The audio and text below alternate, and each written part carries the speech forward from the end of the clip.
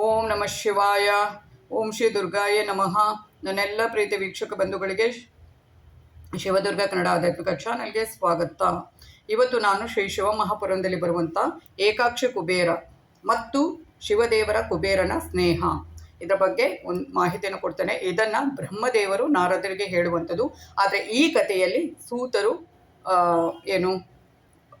ಋಷಿಗಳಿಗೆ ಹೇಳುವಂಥದ್ದು. ಅಂದರೆ ಬ್ರಹ್ಮದೇವರು ನಾರದರಿಗೆ ಏನು ಹೇಳಿದ್ದಾರೆ ಅದನ್ನು ಹೇಳುವಂಥದ್ದು. ಆಗ ಹೇಳ್ತಾರೆ ಅವರು, ಏಕಾಕ್ಷ ಕುಬೇರನ ಬಗ್ಗೆ ಮೊದಲು ತಿಳ್ಕೊಳ್ಳೋಣ. ಅದಕ್ಕಿಂತ ಮುಂಚೆ ನನ್ನ ಚಾನಲ್ನ ಮೊದಲಾಗಿ ನೋಡ್ತಾ ಇದ್ದರೆ ಸಬ್ಸ್ಕ್ರೈಬ್ ಮಾಡೋದನ್ನು, ಹಾಗೆಯೇ ಲೈಕ್, ಕಮೆಂಟ್, ಶೇರ್ ಮಾಡೋದನ್ನು ಮರಿಬೇಡಿ ಅಂತ ಹೇಳ್ತಾ, ಋಷಿಗಳೇ, ಬ್ರಹ್ಮನು ನಾರದನಿಗೆ ಬೋಧಿಸುವುದು ಎಂತೆಂದರೆ, ನನ್ನ ಮೊದಲನೇ ಕಲ್ಪ ಪದ್ಮಕಲ್ಪವೆಂಬುದು. ಅಂದರೆ ಬ್ರಹ್ಮದೇವರು ನಾರದರಿಗೆ ಹೇಳುವಂಥದ್ದು. ಅವರ ಮೊದಲನೇ ಕಲ್ಪ ಪದ್ಮಕಲ್ಪ ಅನ್ನೋದು. ಆ ಕಲ್ಪದಲ್ಲಿ ನನ್ನ ಮಾನಸ ಪುತ್ರ ಪುಲಸ್ತ್ಯುನಿಂದ ವಿಶ್ವವನ್ನು ಜನಿಸಿದನು. ಮುಂದೆ ವಿಶ್ವವನಿಗೆ ವೈಶ್ರವಣನೆಂದು ಮಗ ಹುಟ್ಟಿದನು. ಅವನು ಅಲಕಾಪುರದ ಭೋಗ ಪಡೆಯುತ್ತಲಿದ್ದನು. ಹಾಗೂ ಅವನ ಉಗ್ರ ತಪದಿಂದ ಶಿವಪೂಜೆ ನಡೆಸಿದನು. ಆಗ ಮೇಘವಾಹನ ಕಲ್ಪಕ್ಕೆ ಆರಂಭವಾಗಿದ್ದಿತು. ವೈಶ್ರವನ ತಪಕ್ಕೆ ಮೆಚ್ಚಿ ಶಿವ ಪ್ರಕಟನಾದನು. ಆ ದೇವನನ್ನು ನೋಡಿ ವೈಶ್ರವನನು, ನಿನ್ನ ತೇಜಸ್ಸಿನಿಂದ ನಾನು ಕುರುಡನಾದೆನು. ಈಗ ನಿನ್ನ ಚರಣಕಮಲ ದರ್ಶನಕ್ಕೆ ನನಗೆ ಕಣ್ಣುಗಳನ್ನು ದಯಪಾಲಿಸಬೇಕು ಅಂತ ನಮಸ್ಕರಿಸಿದನು. ಆ ವೈಶ್ರವನನು ಇನ್ನಾವನೂ ಆಗಿರಲಿಲ್ಲ. ಹಿಂದಿನ ಕಲ್ಪದಲ್ಲಿಯೇ ಯಜ್ಞದತ್ತನ ಮಗ ಗುಣನಿಧಿ. ಶಿವಪೂಜೆಯು ಸ್ವಲ್ಪ ಲಭಿಸಿದ ಆತ ಈ ಕಲ್ಪದಲ್ಲಿ ಅಲಂಕಾರಪುರದ ರಾಜ. ಈಗ ಅವನು ಶಿವನ ಜೊತೆಗಿದ್ದು ಪಾರ್ವತಿಯನ್ನು ಕ್ರೂರ ದೃಷ್ಟಿಯಿಂದ ನೋಡಿದನು. ಅದರಿಂದ ಅವನ ಎರಡು ಕಣ್ಣು ಇಂಗಿ ಹೋಯಿತು. ಶಿವನು ಪಾರ್ವತಿಯನ್ನು ಕುರಿತು, ಗಿರಿಜೆ, ಇವನು ನಿನ್ನ ಮಗ, ನಿನ್ನನ್ನು ಕ್ರೂರ ದೃಷ್ಟಿಯಿಂದ ನೋಡಿಲ್ಲ. ಇಷ್ಟೇ ಅಲ್ಲ, ನಿನ್ನ ತಪಸ್ಸನ್ನು ಹೊಗಳುತ್ತಿರುವನು. ಇಂದಿನಿಂದ ನಾನು ಇವನನ್ನು ನಿಧಿಗೆ ಅಧಿಪತಿಯನ್ನಾಗಿ ಮಾಡುವೆನು. ಇವನೇ ಗುಹ್ಯಕರಿಗೆ ಈಶ್ವರನಾಗುವನು ಎಂದು ಹೇಳಿ ಶಿವ ಅವನನ್ನು ಧನಾಪತಿಯನ್ನಾಗಿ ನೇಮಿಸಿದನು. ಹಾಗೂ ಅವನಿಗೆ ಪಾರ್ವತಿಯನ್ನು ತೋರಿಸಿ, ಗೆಳೆಯ, ಈ ಪಾರ್ವತಿ ನಿನ್ನ ತಾಯಿ, ನಮಸ್ಕರಿಸು ಅಂತ ಹೇಳಿದನು. ಮತ್ತು ಪಾರ್ವತಿಯು ಆ ರಸಪುತ್ರನನ್ನು ನೋಡಿ, ಶೋಭಕ್ತಿ ಉಳ್ಳವನಾಗು, ನೀನು ನಿನ್ನ ಎಡಗಣ್ಣಿನ ಓರೆ ನೋಟದಿಂದ ನನ್ನನ್ನು ನೋಡಿದುದರಿಂದ ಆ ಕಣ್ಣು ನಿನಗೆ ಇರಲಾರದು. ಆದರೂ ದೇವದೇವ ಶಿವ ನಿನಗೆ ವರ ನೀಡಿರುವನು. ಅದರಂತೆ ನೀನು ಕುಬೇರನಾಗಿ ಇದ್ದು ಬಿಡು ಎಂದನು. ಮತ್ತು ಶಿವ ಅವನಿಗೆ ವೈಶೇಶ್ವರ ಎಂಬ ಹೆಸರಿನ ಸ್ಥಾನದಲ್ಲಿ ಕುಬೇರನನ್ನಾಗಿ ಮಾಡಿ ಪ್ರವೇಶ ಮಾಡಿಸಿದನು. ಮತ್ತು ತಾನೂ ಅವನ ಅಲಕಾಪುರಿ ನಗರದ ಸಮೀಪದಲ್ಲೇ ತನಗಾಗಿ ಕೈಲಾಸ ಸ್ಥಾನವನ್ನಾಗಿ ಗೊತ್ತು ಮಾಡಿಕೊಂಡನು. ಈ ಪ್ರಕಾರ ಸೂತರು ಋಷಿಗಳಿಗೆ ಹೇಳಿದರು. ಇದನ್ನು ಬ್ರಹ್ಮದೇವರು ನಾರದರಿಗೆ ಹೇಳಿರುವಂಥದ್ದು, ಇಲ್ಲಿ ಸೂತರು ಋಷಿಗಳಿಗೆ ಹೇಳುವಂಥದ್ದು. ಹಾಗೆಯೇ ಕುಬೇರ ಶಿವರ ಸ್ನೇಹ ಭಾವ.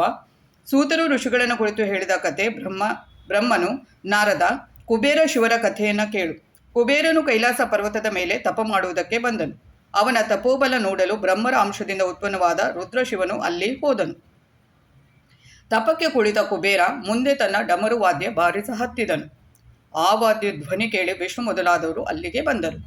ಶಿವನು ಬಂದುದನ್ನು ನೋಡಿ ತಪದಲ್ಲಿದ್ದ ಕುಬೇರ ಎದ್ದು ತನ್ನ ಪರಿವಾರ ಸಮೇತ ಶಿವಪೂಜೆ ಮಾಡಿದನು. ಹಾಗೂ ಅವನನ್ನು ಅಲಕಾಪುರದ ಸಮೀಪಕ್ಕೆ ಕರೆದೊಯ್ದು ಇಟ್ಟುಕೊಂಡನು. ಬಳಿಕ ಶಿವ ವಿಷ್ಣು ಕರ್ಮದಿಂದ ಭಕ್ತರಿಗಾಗಿ ಆ ಕೈಲಾಸದಲ್ಲಿ ಹಲವು ಸ್ಥಾನಗಳನ್ನು ಮಾಡಿಸಿದನು.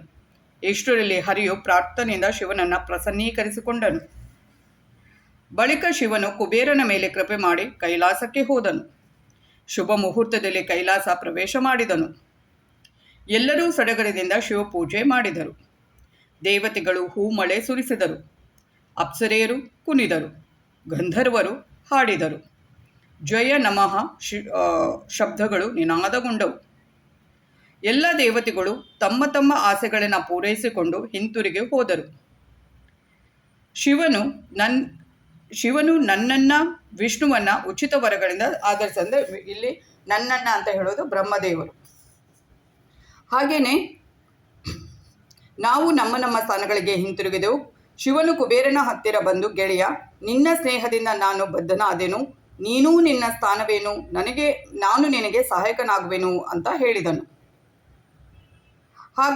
ಬಳಿಕ ಶಿವನ ಆಜ್ಞೆಯಿಂದ ಕುಬೇರನು ತನ್ನ ಸ್ಥಾನಕ್ಕೆ ಪ್ರವೇಶ ಮಾಡಿದನು. ಶಿವನು ಕೈಲಾಸದ ಮೇಲೆ ತನ್ನ ಘನ ಸಹಿತ ಧ್ಯಾನ ತತ್ಪರನಾಗಿ ವಾಸ ಮಾಡ ಹತ್ತಿದನು. ಅಲ್ಲಿದ್ದುಕೊಂಡು ಅನೇಕ ವಿಹಾರ ಮಾಡಿದನು. ಎಷ್ಟೋ ದಿನಗಳವರೆಗೆ ಶಿವನು ಪತ್ನಿ ಇಲ್ಲದೆ ತನ್ನ ಕಾಲ ಕಳೆದನು. ಬಳಿಕ ದಕ್ಷ ಪತ್ನಿಯಿಂದ ಉತ್ಪನ್ನಳಾದ ಸತಿಯನ್ನು ವಿವಾಹ ಮಾಡಿಕೊಂಡನು.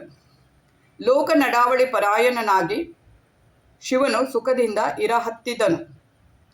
ಎಲೆ ಋಷಿಗಳೇ, ಈ ರುದ್ರಾವತಾರ ಶಿವನ ಕೈಲಾಸ ಪ್ರವೇಶ ಹಾಗೂ ಕುಬೇರನೊಡನೆ ಅವನ ಮಿತ್ರತ್ವ ಇವುಗಳನ್ನು ವರ್ಣಿಸಿದನು. ಇನ್ನು ಅವನ ಲೀಲೆಗಳನ್ನು ವರ್ಣಿಸುವ ಆ ಲೀಲೆಗಳು ಸರ್ವ ಮನೋರಥೆ ಪೂರ್ಣದಾಯಕವಾಗಿರುವುದು. ಈ ಕಥೆಯನ್ನು ದೃಢಚಿತ್ತದಿಂದ ಶ್ರವಣ ಪಠನ ಮಾಡಿದರೂ ಸಂಸಾರದಲ್ಲಿ ಎಲ್ಲ ಭೋಗಗಳನ್ನು ಪಡೆಯುವರಲ್ಲದೆ ಪರಲೋಕದಲ್ಲಿ ಮುಕ್ತಿ ಹೊಂದುವರು. ಈ ಪ್ರಕಾರ ಸೂತರು ಶೌನಿಕಾದ್ಯರಿಗೆ ಹೇಳಿದರು.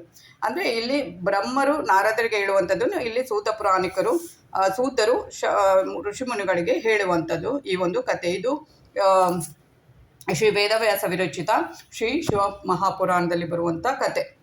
ಹೀಗೆ ಇದಕ್ಕೆ ನಮ್ಮ ಒಂದು ಸನಾತನ ಧರ್ಮದ ಗ್ರಂಥಗಳು ಏನಿದೆ, ಆಧ್ಯಾತ್ಮಿಕಕ್ಕೆ ಸಂಬಂಧಪಟ್ಟ ವಿಷಯಗಳು ಏನಿದೆ, ಅದನ್ನೆಲ್ಲ ನಾನು ಒಂದೊಂದು ವಿಡಿಯೋ ಮಾಡಿ ಈ ಒಂದು ಚಾನಲಲ್ಲಿ ಹಾಕ್ತೇನೆ. ಖಂಡಿತವಾಗ್ಲೂ ಇದು ನಿಮಗೆಲ್ಲರಿಗೂ ಇಷ್ಟ ಆಗುತ್ತೆ ಅಂತ ಭಾವಿಸ್ತೇನೆ. ಅದಕ್ಕೆ ಆದಷ್ಟು ನನ್ನ ಚಾನಲನ್ನು ಸಬ್ಸ್ಕ್ರೈಬ್ ಮಾಡಿ, ಲೈಕ್ ಮಾಡೋದನ್ನು ಮರಿಬೇಡಿ, ಹಾಗೆ ಕಮೆಂಟ್ ಮಾಡಿ ಓಂ ನಮಃ ಶಿವಾಯ ಅನ್ನೋದನ್ನು. ಹಾಗೆಯೇ ನಿಮಗೆ ಏನಾದರೂ ಆಧ್ಯಾತ್ಮಿಕಕ್ಕೆ ಸಂಬಂಧಪಟ್ಟ ಏನೇ ಪ್ರಶ್ನೆ ಇದ್ದರೂ ಖಂಡಿತವಾಗ್ಲೂ ಕಮೆಂಟ್ ಬಾಕ್ಸಲ್ಲಿ ತಿಳಿಸಿ, ಖಂಡಿತವಾಗ್ಲೂ ನಾನು ಅಲ್ಲಿ ಉತ್ತರಿಸ್ತೇನೆ. ಇದು ಇವತ್ತಿನ ವಿಡಿಯೋ ಆಗಿರುತ್ತೆ. ಮುಂದಿನ ಒಂದು ಒಳ್ಳೆಯ ಒಂದು ವಿಡಿಯೋದೊಂದಿಗೆ ಮತ್ತೆ ನಿಮ್ಮನ್ನು ಭೇಟಿ ಆಗ್ತೀನಿ. ಧನ್ಯವಾದಗಳು.